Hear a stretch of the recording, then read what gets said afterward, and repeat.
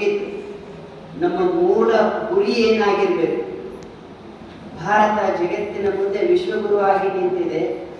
ನಿಲ್ಲಲಿಕ್ಕೆ ಕಾರಣ ಮಹಾನ್ ವಿಜ್ಞಾನ, ವಿಶ್ವದ ವಿಭಿನ್ನ ವಿಜ್ಞಾನವಾಗಿರ್ತಕ್ಕಂತಹ ಯೋಗ ಶಿಕ್ಷಣ. It is a total different science. Yoga is drugless therapy for mind, body, soul, society.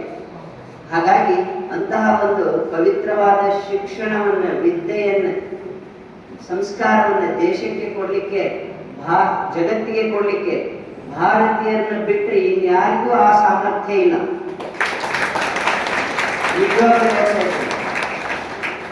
ನಾವು ಇಲ್ಲೇ ಲೋಕಲ್ ಇದ್ದಾಗ ಇದು ನನಗೆ ಬರ್ತಿದ್ದಿಲ್ಲ ಈ ಮಾತು ಮಾತಾಡಲಿಕ್ಕೆ. ಗ್ಲೋಬಲ್ಗೆ ಹೋಗಿ ಬಂದ ಮೇಲೆ ಹೊರಗೆ ಹೆಂಗೈತಿ, ವಿಶ್ವ ಮಟ್ಟದೊಳಗೆ ಭಾರತೀಯ ಯೋಗ ಗುರುಗಳಿಗೆ, ಯೋಗ ಸಾಧಕರಿಗೆ ಏನು ಒಂದು ಗೌರವ ಇದೆ, ಸನ್ಮಾನ ಇದೆ, ಒಂದು ಆದರ ಆದಿತ್ಯ ಹೇಗಿದೆ ಅನ್ನೋದು ನಾ ಶ್ರೀಲಂಕಾಕ್ಕೆ ಹೋದಾಗ ಕಂಡುಕೊಂಡೆ.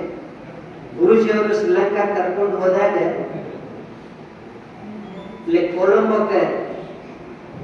ಕೊಲಂಬೋ ಏರ್ಪೋರ್ಟಿಗೆ ಬಂದು ಯಾರು ಬಂದಿದ್ರಂದ್ರೆ chief minister, finance minister, sports minister, cultural minister ಬಂದು ನಮ್ಮನ್ನ ಕರ್ಕೊಂಡು ಎಸ್ಕಾರ್ಟ್ ಮಾಡ್ಕೊಂಡು ಹೋಗಿ ಕ್ಯಾಂಡಿ ಸ್ಟೇಡಿಯಂದಾಗ ಮ್ಯಾಲ್ ಕುಂದ್ರಿಸಿ ನಮ್ಮನ್ನ ಫ್ರಂಟ್ ಲೈನ್ದಾಗ ಕುಂದ್ರಿಸಿ ಅವರು ಕೊನೆಯ ಲೈನ್ದಾಗ ಕುಂದ್ರು.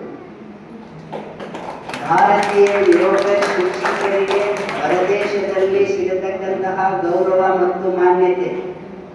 ಹಾಗಾಗಿ ನಾವು ವಿಶ್ವಕ್ಕೆ ಯೋಗ ಶಿಕ್ಷಣವನ್ನು ಸಮರ್ಥವಾಗಿ ಹೇಳಿಕೊಡುವಷ್ಟು ಸಾಮರ್ಥ್ಯವನ್ನು ನಮ್ಮ ಹತ್ರ ನಾವು ಬೆಳೆಸ್ಕೋಬೇಕಂತಂದ್ರೆ ಹಲವಾರು ವಿಶ್ವ ಯೋಗ ಸಮ್ಮೇಳನಕ್ಕೆ ನಾವು ಹಾಜರಾಗಲೇಬೇಕು. ಅಲ್ಲಿ ಅದ್ಭುತ ಪಾಂಡಿತ್ಯ ಹೊಂದಿದಂತಹ ಜ್ಞಾನಿಗಳು ಬಂದಿರ್ತಾರೆ. ಅವರ ಜ್ಞಾನವನ್ನು ಪಡ್ಕೊಳ್ಬೇಕು, ಅವ್ರ ಪರಿಚಯವನ್ನ ಮಾಡ್ಕೋಬೇಕು. ಹಾಗಾಗಿ ನಮ್ಮ ಭಾರತೀಯ ಶಿಕ್ಷಣ, ಈ ಶಿಕ್ಷಣದ ಮಹತ್ವವನ್ನ ಯೋಗದಿಂದ ನಾವು ಜಗತ್ತಿಗೆ ತಿಳಿಸ್ಕೊಡ್ಬೇಕಾಗ್ತದೆ. ಅಷ್ಟೇ ಅಲ್ಲದೆ ಉದ್ದೇಶ ಏನಾಗಿರ್ಬೇಕಂತಂದ್ರೆ ಔಷಧಿ ರಹಿತ ಆರೋಗ್ಯವಂತ ಸಮಾಜವನ್ನು ನಿರ್ಮಾಣ ಮಾಡಲಿಕ್ಕೆ ನಾವೆಲ್ಲರೂ ಸಜ್ಜಾಗಬೇಕು. ಔಷಧಿ ರಹಿತ ಆರೋಗ್ಯವಂತ ಸಮಾಜವನ್ನು ನಿರ್ಮಾಣ ಮಾಡಲಿಕ್ಕೆ ಯೋಗದ ಜೊತೆಗೆ ನಾವೆಲ್ಲರೂ ಮುಂದಾಗಬೇಕು. ಇದು ನಮ್ಮ ಕರ್ತವ್ಯ. ನಾವು ದುಡಿಯೋಣ ಸ್ವಂತಕ್ಕಾಗಿ. ಗುರುಜಿ ಮೊನ್ನೆ ಒಂದು ಮೀಟಿಂಗ್ ಹೋದಾಗ ಗುರುಜಿ ಹೇಳಿದ್ರು ಒಂದು ಕೊಟೇಶನ್, ಎಂದೂ ಮರೆಯಂಗಿಲ್ಲ. ಸ್ವಂತಕ್ಕೆ ಸ್ವಲ್ಪ, ಸಮಾಜಕ್ಕೆ ಸರ್ವಸ್ವ. ಬಹುಶಃ ಇಲ್ಲಿ ಇಂಥವ್ರು ಕೆಲವರು ಹೇಳಿದ್ದಾರೆ.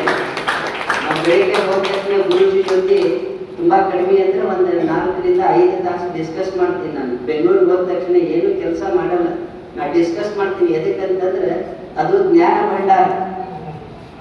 ಅದನ್ನ ಬಟನ್ ಹಾಕ್ಬೇಕು. ನಾವು ಬಟನ್ ಹೆಂಗೆ ಹಾಕ್ಬೇಕಂದ್ರೆ ನಾವು ಪ್ರಶ್ನೆ ಕೇಳ್ಬೇಕು, ಆಮೇಲೆ ಉತ್ತರ ಪ್ರೊಡಕ್ಷನ್ ಆಗಿರ್ತೈತೆ ಅವ್ರ ಕಡೆಯಿಂದ.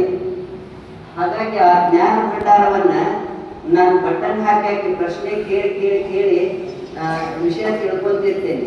ಅವಾಗ ಅವ್ರು ಕೊನೆಗೆ ಹೇಳಿದ್ರು, ಸ್ವಂತಕ್ಕೆ ಸ್ವಲ್ಪ, ಸಮಾಜಕ್ಕೆ ಸರ್ವಸ್ವ. ಹಾಗೆ ಇವತ್ತು ಸ್ವಾಮಿ ವಿವೇಕಾನಂದರ ಜನ್ಮ ಜಯಂತ್ಯೋತ್ಸವ. ಅವರು ತುಂಬಾ ಯೋಗದ ಬಗ್ಗೆ ಒಂದು ಸಣ್ಣ ಮಾತು ಹೇಳ್ಯಾರ, ಆದ್ರೆ ಅದರೊಳಗೆ ಪೂರ್ಣ ಅರ್ಥನೇ ಅಡಗಿದೆ. ನಿತ್ಯ ಯೋಗ ಸಾಧನೆಯೇ ಸತ್ಯ ಶೋಧನೆಯ ಮೈಲುಗಲ್ಲು. ಯೋಗದ ಬಗ್ಗೆ ಹೇಳಿದ್ದಾರೆ.